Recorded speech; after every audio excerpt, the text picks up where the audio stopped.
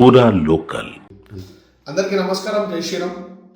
ఈరోజు కాంగ్రెస్ పార్టీ నాయకులు వారి దొరలైన రాహుల్ గాంధీ, సోనియా గాంధీ మరియు ప్రియాంక గాంధీ కొరకై ఈడీ ఆఫీస్ దగ్గర ధర్నా చేశారు. ధర్నా ఎందుకు చేశారు? కాంగ్రెస్ పార్టీ నాయకులు రాహుల్ గాంధీ, సోనియా గాంధీ తక్కువ పైసలు 50 లక్షలు ఖర్చు పెట్టి 2000 కోట్ల ఆస్తి ఎలా కొన్నారని చెప్పి ఈడీ వాళ్ళని ప్రశ్నిస్తుంటే వీళ్ళకి ఎక్కడలేని నొప్పి, ఎక్కడలేని బాధ. అంటే భారతదేశం వీళ్ళు అయ్యా జాగిర్ అన్నట్టు, వీళ్ళదే నడుస్తారు అన్నట్టు ఇష్టం ఉన్నట్టు మాట్లాడుకుంటా ఈరోజు ధర్నా చేశారు. ఈ ధర్నాలో ఒక పిచ్చి కుక్క అడ్డంగా బలిసి కొట్టుకుంటున్న, మస్తీ మదమెక్కి కొట్టుకుంటున్న అద్దంకి దయాకర్ గారు ప్రధానమంత్రి నరేంద్ర మోదీ గారిని పట్టుకొని ఏకవచనంతో మాట్లాడుతూ, అరే దయాకర్గా నీకు బాగా బలిసిందారా?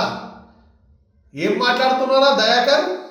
నిజంగానే రాహుల్ గాంధీ, సోనియా గాంధీ సాఫ్ సుతరా అయితే ఈడీ ముంగట వెళ్ళి హాజరుగా ఉమ్మన్నారు భయ్. వాళ్ళు నిజంగానే శుద్ధ పూసలు అయితే తెలుసుకోమని చెప్పు కోర్టులో.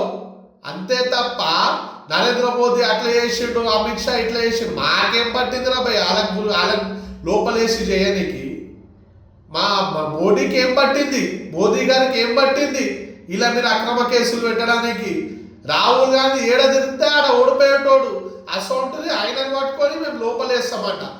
ఈడీ సంస్థ, సిబిఐ సంస్థ, కేంద్ర సంస్థలు, ఇండిపెండెంట్ సంస్థలు ఎవరు తప్పు చేస్తే తప్పకుండా వాళ్ళు వారిపై యాక్షన్ తీసుకుంటారు. వీళ్ళు తప్పు చేసిరు కాబట్టి వీరిపైన యాక్షన్ తీసుకోనికి రెడీ అయ్యారు. దానికి మీకేంద్రా నొప్పి? ఇప్పుడు భారతదేశం అన్న మన జాగిరారా?